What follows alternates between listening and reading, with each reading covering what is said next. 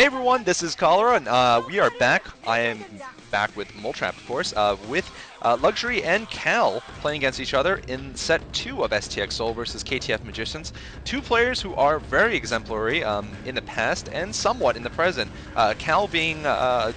Kal, I think, has been doing a lot better than Luxury this season, though. Luxury has slipped a little bit, in fact. He's actually has much worse stats than his brother, Yellow Arnak, who was always sort of in the shadow. So, interesting enough, reversal positions, but I think Luxury is still a very significant threat, as is Kal, of course. And it looks like Kal is actually 3-0 against him, and he's so confident he's going to win, he's just yawning right now.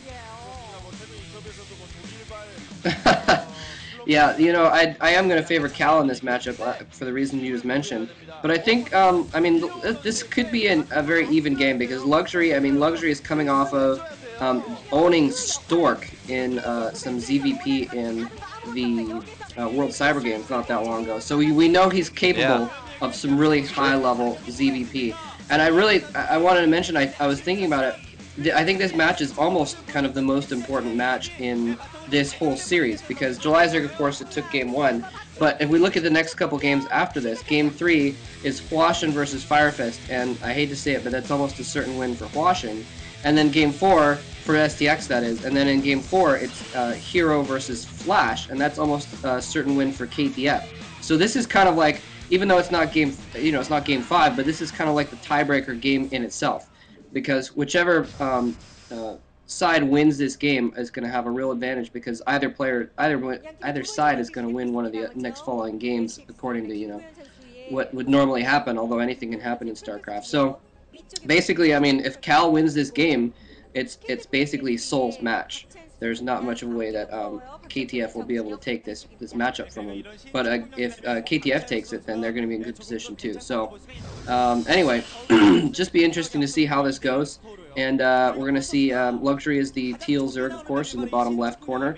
And that's going to make Kal the purple Protoss in the top right-hand corner. And this is the Autumn Wind, or the new Autumn Wind, which I think also has another name that I'm not sure of. Yeah, for some reason I call this one Chupung Ryeong. I guess I like the. Oh, right.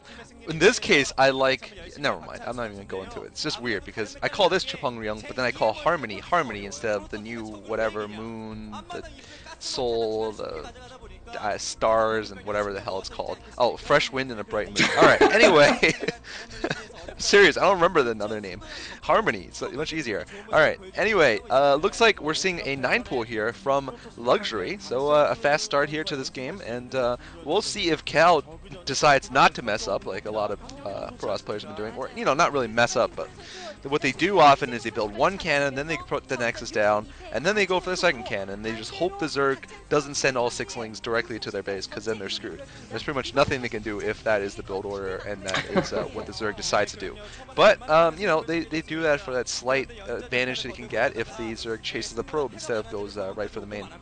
Anyway, Luxury is about 52% against Protoss, whereas Kal is a stunning 68% against Zerg. I didn't know Kal was that strong against Zerg. Man, that is one of the best PvZ records out there. That's all the way up there with Bisu, actually.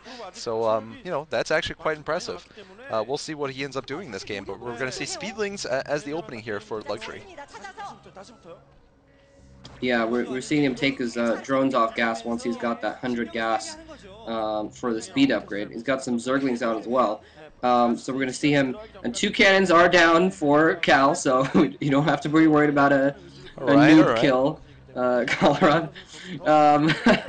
But it's going to be interesting. Okay, we're seeing a drone come out next for Luxury, so that's probably going to indicate that he's just going to go into an economy build, use these 6 Zerglings to get some early map control, but not really do any kind of a quick attack or anything like that. So I think Kal is probably aware of that with his scouting probe, and it's going to... Oh, his scouting probe dies before it gets back up to look at the other things popping out, but I think it's going to assume that and probably just go into some economy and get some tech himself instead of getting in more defense. Yeah, I mean, that is a somewhat dangerous assumption. And look at this, Cal playing very safe here, putting up a third cannon, because, at this point we could be seeing some kind of, 8, 10, 12 lane run by. Certainly it was looking like it could be like that, and I think it's very smart actually for Cal to play it safe and put down another gateway. On the other hand, though, if Luxury decides to expand again, that could give him a little bit of an edge here going into the mid game. But right now this opening is pretty standard for both players, and certainly playing it safe isn't a bad idea. We'll see. Very importantly, whether Luxury is going to go for his gas right now, or keep mining gas right now, because that would indicate a 2-hatch build of some sort, most likely 2-hatch mutas, or if he's going to expand again. Looks like we are going to see another expansion at the lower right, so it is going to be more of a macro build, like you were saying, and this might allow Luxury to pick up a little bit of an advantage because we have seen pretty much Cal put as much defenses as any Protoss would at this point in the game, and we're seeing a relatively fast lair there too for Luxury. So Luxury might be going for that same kind of macro Zerg play we saw from July in the first game, the 5-hatch Spire Hydra build.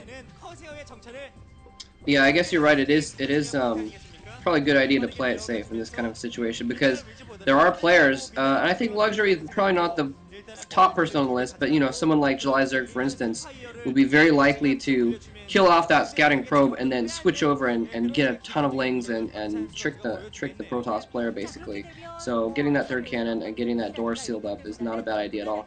Incidentally, something clever that Luxury did, he actually sent his Zerglings to all different corners of the map to make sure there was no proxies going on or anything like that, and then re-rallied them out in front of Cal's base just to post in front. He's even got one Zergling on the left side by that ramp going out to the left so that he's going to be able to keep Cal from getting any... Yeah, look at that. See? He's going to block any probes from getting out. So Cal is going to be completely in the dark about what's going on until he manages to get a Corsair out, because the Corsair obviously can just fly around. But in the meantime, he won't know what Luxury is doing at all, and so Luxury is going to have a bit of an advantage there because Cal's going to, again, have to play a little bit safe because he's not going to know what's going to come at him. Yeah, no gas at the natural expansion for Luxury, so I'm not going to be suspecting Mutalisks. Last time we should have noted that I think July had his second gas up earlier than what would be usual for that 5-hatch build. So he really just didn't have that much minerals. He wasn't going for really kind of a fake into Hydralisks. He didn't really go for Hydralisks. But anyway, enough about that game. Looks like we're seeing the first Corsair coming out now for Cal, and he's also got a Citadel of Adun there, so he's probably going to go for some combination. We'll see if he decides to build some DTs also, like Tempest did and lost with last game. 4th hatch going up for Luxury, and probably a 5th hatch coming up soon. We'll see if he gets mutas, but most likely not. Generally, this build starts off with just Scourge, and then goes right to Hydralisks or Lurkers. Both are good options, because, in general, the Zerg wants to be more defensive when they go for a double expand like this. That's the reason why they go for it. If they can't get a great Mutalisk harass off, they're going to be pretty far behind if the Protoss pushes out with Archons and Zealots. So that's generally why they don't go for Mutalisks. Instead, they go for Hydralisks. And there we are. Yeah, we are seeing the 4th and 5th hatcheries going up, and the second gas. So we're going to see this macro build from the Zerg. A very solid build for pretty much any of these maps nowadays, except for like Neo Requiem or something like that. And we're going to see how this goes in the mid game.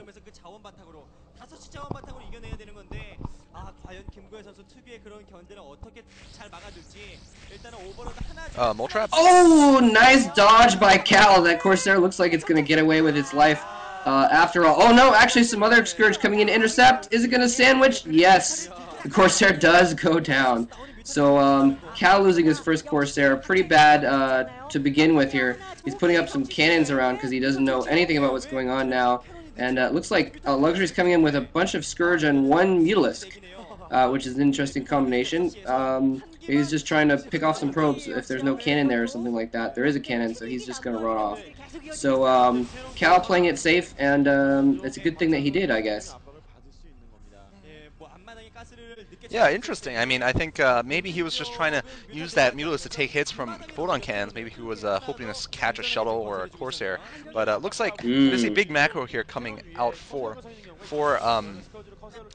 Luxury. Luxury getting his 3rd gas now. So maybe he's going to switch over to Lurkers. And only a couple of Zealots out, but I think there's going to be a lot more coming out pretty soon from Cal's base. Sorry, I'm stuck in the past. From Cal's base. Cal looks like he's got some Archons, actually. So we'll see if If Luxury has enough in the way of Hydralisk to deal with this, I did see a Hydralisk Den, but he might be just upgrading the Lurker aspect instead of going for Hydra Speed. So we'll see what he decides to produce here. Looks like he is going to spot this though, and there are some Hydralisks out, and I think they are speed upgraded. Yeah, they are speed upgraded Hydralisks. So I think he'll be fine against a small attack force here coming from Kal. Yeah, I think he's going to be fine too. There's only a couple Zealots in there and a couple Archons, and he's got enough Hydralisks to deal with that, especially since, yeah, he's got a couple Sunken Colonies going down that expansion. So if Kal tries to pick off that expansion, that's not going to work either. So Luxury in pretty good shape here. He's managed to force Kal to be very defensive and build a lot of cannons, and at the same time, he hasn't really had to build too much that was unnecessary himself. But yeah, this is going to be interesting going into the mid game. I'm curious to see. Okay, actually, we've got an upgrade going on at the Cybernetics core for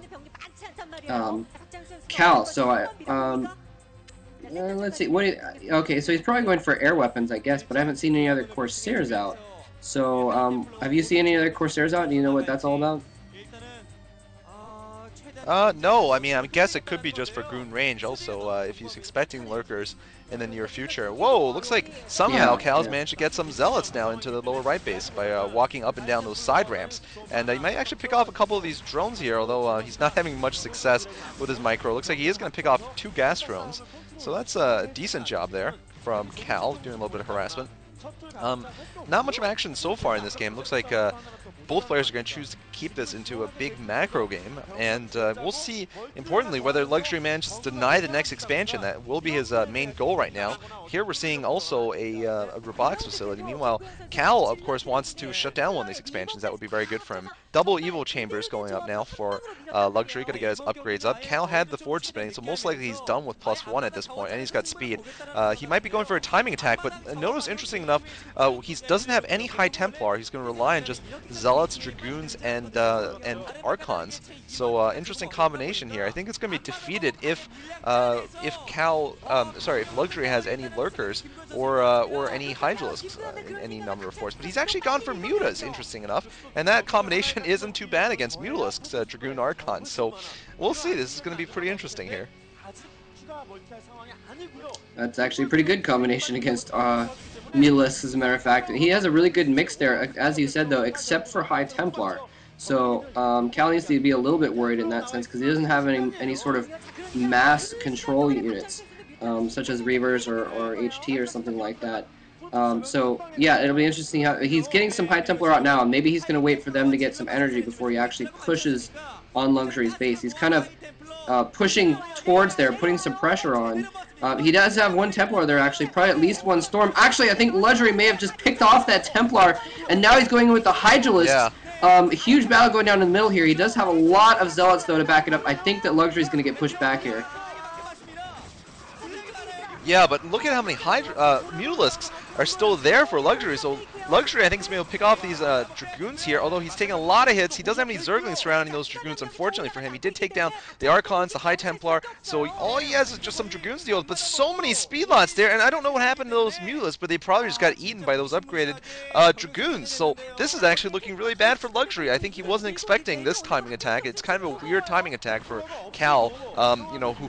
Luxury probably didn't expect him to move out until, like you said, he had enough High Templar, but look at this! Kal's barreling down Luxury's main base here, and Luxury might lose to this timing attack. This is a really smart attack here from Kal. Luxury does not have any Lurkers at all. Oh, nice storm there, catches on these Hydralisks. And looks like just Dragoons left now, so some Zerglings could clean this up, but more reinforcements flowing down for Kal. And looks like these Hydras are just not enough. I mean, Hydras by themselves are not good enough against this many forces. You know, just basic gateway forces, but still, you know, at this point, it is a great position for Kal. Wow, and I thought that Kal was going to be driven back there for a second, but those last couple storms really polishing off the reinforcements for Luxury, and I think this is actually going to get pressed home. Luxury GG's